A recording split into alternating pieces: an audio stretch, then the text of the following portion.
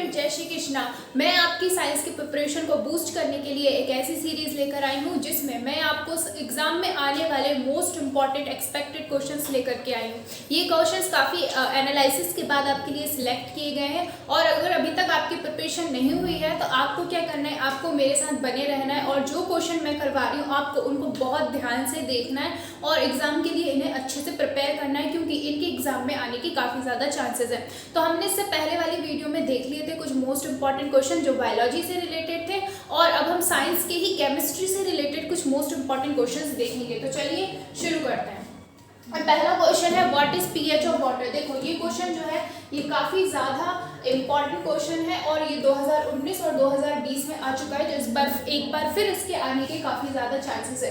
तो आपको याद रखना है कि जो पीएच ऑफ वाटर है वो कितनी होती है, 7 होती है हमेशा। जो प्योर वाटर जो होता है, प्योर वाटर एकदम प्योर वाटर की पीएच जो है वो कितनी होती है, 7। तो ये इजी सा क्वेश्चन है, आपको याद रखना है। नेक्स्ट क्वेश्चन जो है जो कि 2019 में आया था, ये क्या बोल रहा है, what does mean by exothermic and endothermic reaction. देखो एक्सो वर्ड का क्या मतलब है, एक्सो का वर्ड होता है इज रिलेटेड विद एक्सिट, है ना, और एंडो मतलब आना या कुछ इन्वॉल्व होना, है ना। तो एक्सो मतलब क्या है, एक्सोथर्मिक रिएक्शन है, यानी कि थर्मिक वर्ड से क्या आप देख सकते हो कि क्या आ जाएगा, हीट, यानी कि एक वो रिएक्शन जिनके अंदर हीट जो है इवॉल्व होती है यानी कि निकलती है, उन्हें क्या कहते हैं, एक्सोथर्मिक रिएक्शन। अब एंडोथर्मिक रिएक्शन क्या हो जाएंगी, वो रिएक्शन जिसमें हीट एब्जॉर्ब होती है ना। एंडो का मतलब क्या है, कोई चीज आना, और थर्मिक लगा हुआ है मतलब हीट का आना, यानी कि जिसमें हीट हो या हीट एब्जॉर्ब हो उसको क्या बोलते हैं हम, एंडोथर्मिक रिएक्शन।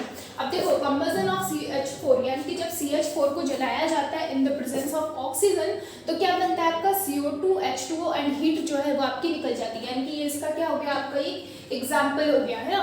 वही अगर हम देखें आइस प्लस हीट, इसमें क्या किया है, देखो यहाँ पे क्या है, हीट हमने इन्वॉल्व की है, यहाँ पे आपको एज अ प्रोडक्ट हीट मिली है और यहाँ पे आपका जो रिएक्टेंट है वो हीट है ना। तो जब आइस और हीट को मिलाया जाता है तो आपका क्या बनता है, यहाँ पे वाटर बन जाता है ना।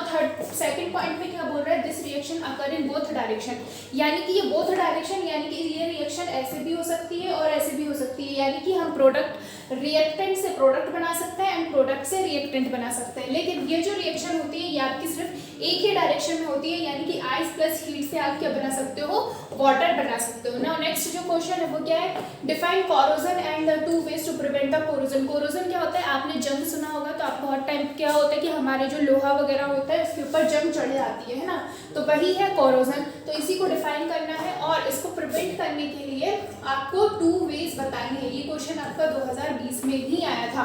तो देखो लिखा क्या है, द आर्टिकल ऑफ मेटल, है ना, हम जानते हैं कि the article of metal like iron, है ना, in contact with air and moisture, यानी कि जो मेटल है और मेनली आपका जो लोहा है, जब वो किसके कांटेक्ट में आता है, जब वो एयर और मॉइस्चर के कांटेक्ट में आता है तो क्या होता है, वो कोरोडेड हो जाता है, यानी कि उसमें जंग लग जाती है। आपने देखा होगा कि ब्राउन कलर का उसमें जो है कुछ जंग जो है आ जाती है। सो इस प्रोसेस को क्या कहते हैं, कोरोजन कहते हैं। सो 2 मेथड होती है प्रिवेंट करने के लिए। देखो हम क्या करते हैं, इसको प्रिवेंट करने के लिए हम जनरली क्या करते हैं, पेंट कर देते हैं, हमारे जो लोहे के जो गेट वगैरह होते हैं उनको पेंट कर देते हैं। इसके साथ में क्या है, देखो यहाँ पे क्या है, article of metal coated with zinc, या फिर उसके ऊपर जो है किसकी एक लेयर बना सकते हैं, हम एक जिंक की लेयर बना सकते हैं, या फिर आप ना एक और इसका पॉइंट लिख सकते हो कि हम उसको पेंट कर सकते हैं ना। Article made of iron are painted to prevent from the corrosion. देखो ये पॉइंट आ गया ना आपका कि जो आयरन है उसको क्या करते हैं, हम पेंट कर देते हैं जिससे उसमें जंग ना लगे। तो ये इसके 2 जो है आपके प्रिवेंशन के मेथड हो गए ना। आपको जो नेक्स्ट क्वेश्चन है वो है plaster of Paris should be stored in a moisture proof container, explain by, है ना।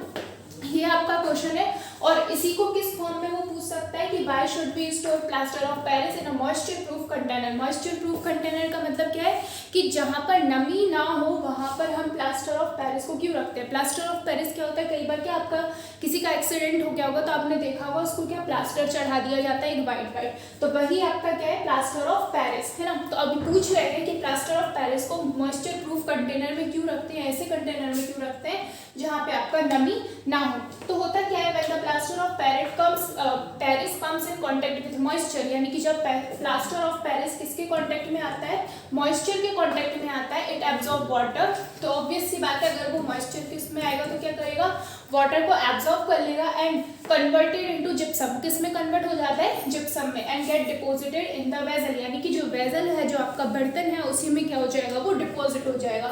So it is capped in the moisture proof container, इसलिए हम क्या करते हैं उसको मॉइस्चर प्रूफ कंटेनर में रखते हैं। देखो ये जो है आपका, ये फॉर्मूला आपका किसका है, प्लास्टर ऑफ पेरिस का, CaSO4.12H2, यही एकदम आपका किसका फॉर्मूला हो जाता है, प्लास्टर ऑफ पेरिस का।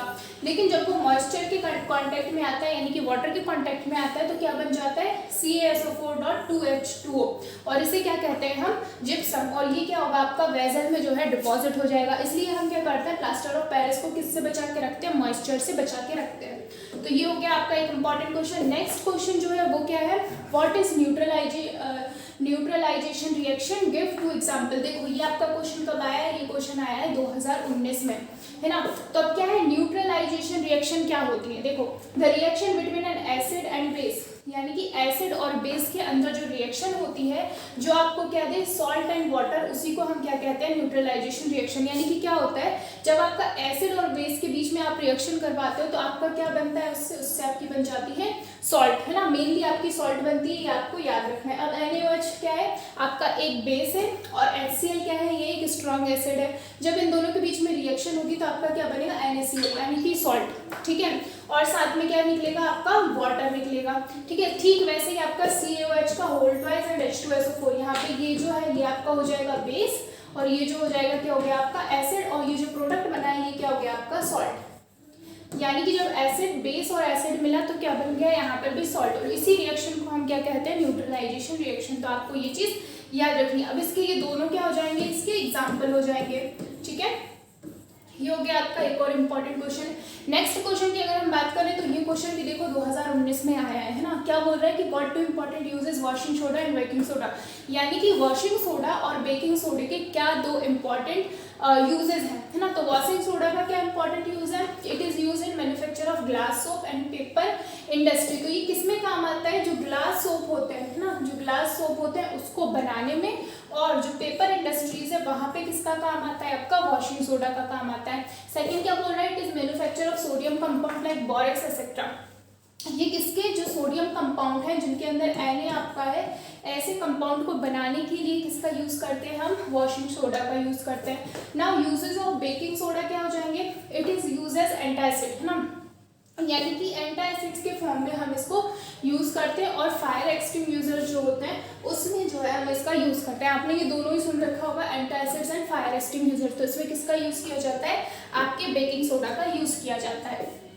नाउ नेक्स्ट इंपॉर्टेंट जो क्वेश्चन है वो है right chemical name, formula and 2 uses of bleaching powder, ठीक है। यानी कि हमको नेम बताना है, फॉर्मूला और ब्लीचिंग पाउडर का जो है आपको क्या बताना है, फॉर्मूला बताना है। तो देखो ये 2020 में आया और ये काफी इंपॉर्टेंट है, बहुत कॉमन सा क्वेश्चन है, आपसे पूछा जा सकता है ना। और फॉर्मूला क्या होता है इसका, आपको एकदम रट लेना है कि CaOCl2, क्या होगा, CaOCl2।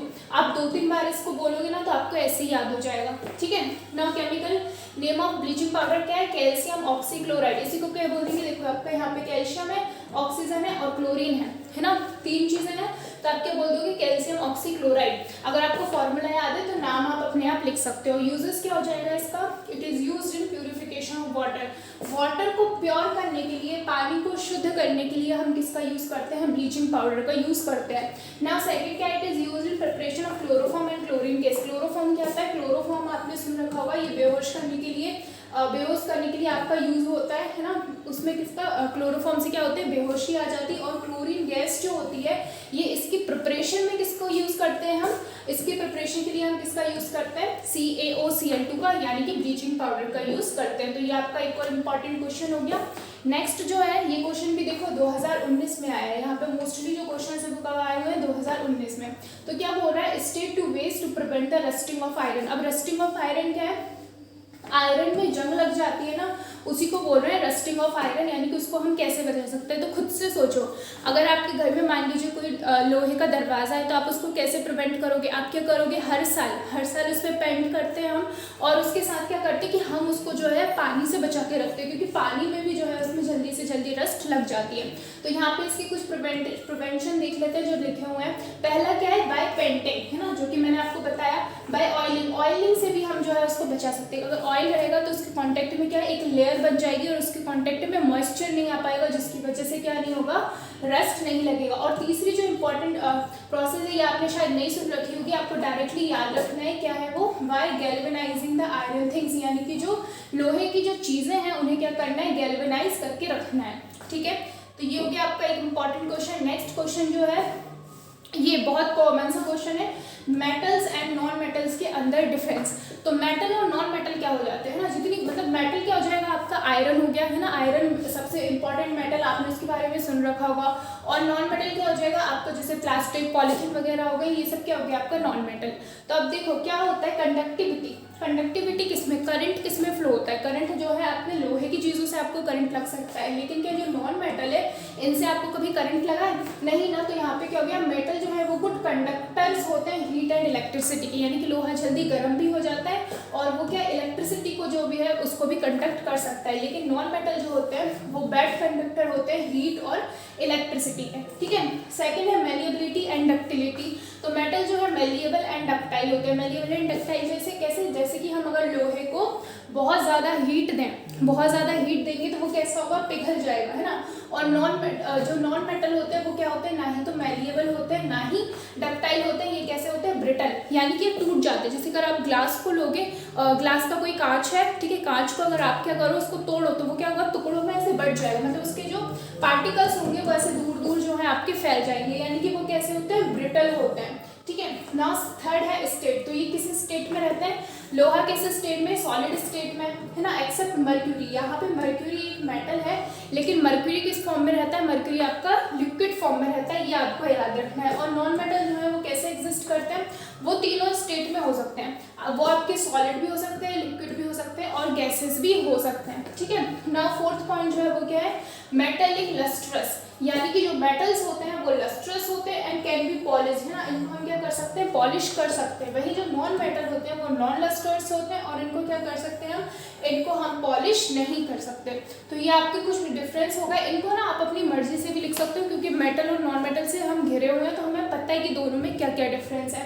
ठीक है ना, आपका सेकंड पॉइंट जो है आपका क्या है, डॉट स्ट्रक्चर बताना है आपको CO2 एंड CH4 का। इस टाइप के काफी ज्यादा क्वेश्चन आपसे पूछे जा सकते हैं। अब देखो कार्बन जो है, कार्बन के आउटर साइड में कितने इलेक्ट्रॉन होंगे, है ना, कार्बन के आउटर साइड में कितने इलेक्ट्रॉन होते हैं, 4 इलेक्ट्रॉन होते हैं। तो 1 2 3 4, है ना, ये इसका इलेक्ट्रॉन है। और इसके साथ ही क्या हो जाएगा, आपके ऑक्सीजन जो है, ऑक्सीजन के आउटर साइड पे कितने इलेक्ट्रॉन होते हैं आपके, इसके आउटर साइड में उसके होते हैं 6 इलेक्ट्रॉन, यानी कि ऑक्सीजन के इधर कितने 6 इलेक्ट्रॉन है और कार्बन के साइड में कितने 4।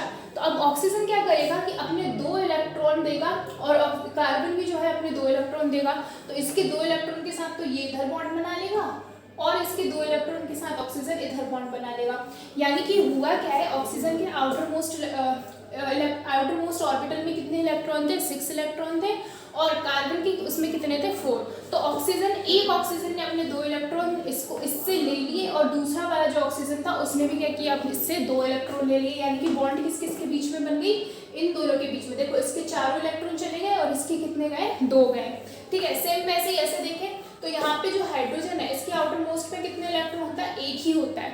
ठीक है, इसका एक ही होगा तो ये सिंगल एक इलेक्ट्रॉन के साथ आपका क्या बना लेगा, पेयर बना लेगा। वैसे ही कार्बन के पास तो कितने 4 इलेक्ट्रॉन है आउटर साइड में, यानी कि ये ऐसे कितने 4 हाइड्रोजन को जो है ले सकता है। तो ये इसका क्या हो गया, डोटेड स्ट्रक्चर हो गया। आप इस तरह से अगर ये ना भी आए कोई और भी आए तो आप उसके आउटर मोस्ट में जो इलेक्ट्रॉन है उसके साथ आप क्या करके पेयरिंग करके आप निकाल सकते हैं। अब सेम वही एग्जाम्पल यहाँ पे, ठीक है, क्या बोल रहे हैं कि कंपाउंड जो हाइड्रोजन और कार्बन के बॉन्ड से बनते हैं उन्हें क्या बोलते हैं। अब देखो आपको बस इतना याद रखना है कि कार्बन के पास कितना है, कार्बन के आउटर मोस्ट पे 4 इलेक्ट्रॉन है, यानी कि वो मैक्सिमम कितने 4 हाइड्रोजन को ले सकता है। तो यहाँ पे अगर सिर्फ CH4 है तो यहाँ पे कितने आ जाएंगे, आपके 4 हाइड्रोजन आ जाएंगे। लेकिन अगर आपका C2H6 है ना, तो अब क्या होगा कि जो अगर 2 कार्बन है तो ये कार्बन दोनों को अपने आपस में भी एक बॉन्ड बनानी होगी। तो ये दोनों जब आपस में बॉन्ड बनाएंगे तो इसके पास देखो अब कितने, इस वाले कार्बन के पास कितने 3 इलेक्ट्रॉन बचे और इस वाले कार्बन के पास भी आपके 3 बचे हैं, यानी कि 3 ये ले लेगा और 3 ये ले लेगा, यानी कि टोटल कितने ये हाइड्रोजन ले सकता है, 6 हाइड्रोजन जो है ये ले सकता है। नाउ प्रोपेन की बात करें तो प्रोपेन में क्या हो जाएगा, यहाँ पे आपके हो जाएंगे कितने 3, प्रोपेन में कितने हो जाएंगे 3 कार्बन हो जाएंगे। अब ये 20 सेंटर वाला कार्बन जो है इसको 2 बॉन्ड तो किससे बनाने होंगे, इन 2 कार्बन से बनाने होंगे, यानी कि यहाँ पे अभी कितने हाइड्रोजन आ सकते हैं, इसके पास 2 हाइड्रोजन आ सकते हैं और इसके पास कितने आ जाएंगे 3, है ना, यानी कि 3 3 6 और 7 और 1 8, यानी कि यहाँ पे कितने हो गए, प्रोपेन में कितने हो जाएंगे, कार्बन 3 है और हाइड्रोजन कितने हैं आपके 8 जो है वो हाइड्रोजन हो जाएंगे ना। ब्यूटेन की बात करें तो सेम वही है, ब्यूटेन में यहाँ पे कितने 4 कार्बन है आपके और 2 इधर पे हाइड्रोजन आ जाएंगे और यहाँ पे कितना आ जाएगा 3 आपके इधर पे आ जाएंगे, यानी कि 3 3 6 7 8 9 10, यानी कि यहाँ पे कितने आ गए आपके 10 हाइड्रोजन जो है आ जाएंगे। और आप सिंपली जो है इस वे में इसमें क्या बना सकते हैं, आप इसकी चेन बना सकते हो ना। नेक्स्ट इंपॉर्टेंट क्वेश्चन जो है, जो कि आपका कब आया था, 2020 में आया और इसकी अगेन आने की फिर से काफ़ी ज़्यादा चांसेस है। क्या बोल रहा है कि right the Mendeleev periodic law, यानी कि मेंडलीव के जो पीरियोडिक लॉ, अगर आप केमिस्ट्री पढ़ रहे हैं तो आपने क्या पीरियोडिक टेबल के बारे में तो सुन ही रखा होगा, वो किसने बनाई थी, मेंडलीव ने बनाई थी। यानी कि मेंडलीव का पीरियोडिक लॉ क्या था, ये क्वेश्चन में पूछ रहा है। तो देखो क्या है कि the physical and chemical properties of elements are a periodic function of their atomic mass, यानी कि जो फिजिकल एंड केमिकल प्रॉपर्टीज होती हैं एलिमेंट की, वो क्या होती हैं, पीरियोडिक फंक्शन होती हैं उनके एटॉमिक मास के। यानी कि मेंडलीव जो थे उन्होंने क्या एलिमेंट के एटॉमिक मास के बेसिस पे उसको अरेंज किया था। ठीक है, तो ये हो गया इसका आंसर ना। आपका लास्ट जो इम्पोर्टेंट क्वेश्चन है वो है डिफाइन वैलेंसी, यानी कि वैलेंसी क्या है। तो आप सभी जानते हो कि कोई भी एक एटम है उसके आउटर मोस्ट सेल में क्या होते हैं, कुछ इलेक्ट्रॉन होते हैं। और अगर अब ये इलेक्ट्रॉन जो है, जैसे कार्बन के आउटर साइड में कितने 4 इलेक्ट्रॉन है, अब अगर ये इलेक्ट्रॉन एक चला जाता है, ठीक है, ये इलेक्ट्रॉन अगर एक चला जाता है, यहाँ से निकाल दें तो यहाँ पे क्या हो जाएगा, एक खाली जगह बचेगी। इसी खाली जगह को हम क्या कहते हैं, वैलेंसी कहते हैं। ठीक है, तो यहाँ पे क्या बोल रहा है कि the number of electron which is given और टेकन, अगर ये दे देता है या ले लिया जाता है और शेयर्ड बाय द एटम, और इसके बाद क्या करे, शेयर कर ले। जैसे कि अभी कार्बन ने किसके साथ शेयर कर लिया था, हाइड्रोजन के साथ शेयर कर लिया था। ठीक है, तो element of to the atom और any element to obtain stable structure, उसके बाद क्या हो जाएगा, स्टेबल स्ट्रक्चर। देखो ये होता क्या है कि हर जो एटम है वो क्या चाहता है कि उसके आउटर मोस्ट में, हर एलिमेंट क्या चाहता है कि उसके आउटर मोस्ट में कितने 8 इलेक्ट्रॉन जो हो जाए। अगर 8 इलेक्ट्रॉन हो गए तो वो क्या हो जाएगा, वो स्टेबल हो जाएगा। इसीलिए वो लोग क्या करते हैं, बॉन्डिंग बनाते हैं, है ना। तो जो स्टेबल स्ट्रक्चर जो है इनको यहाँ से मिल जाता है। जैसे कि एग्जाम्पल देख लेते हैं, एग्जाम्पल से समझते हैं।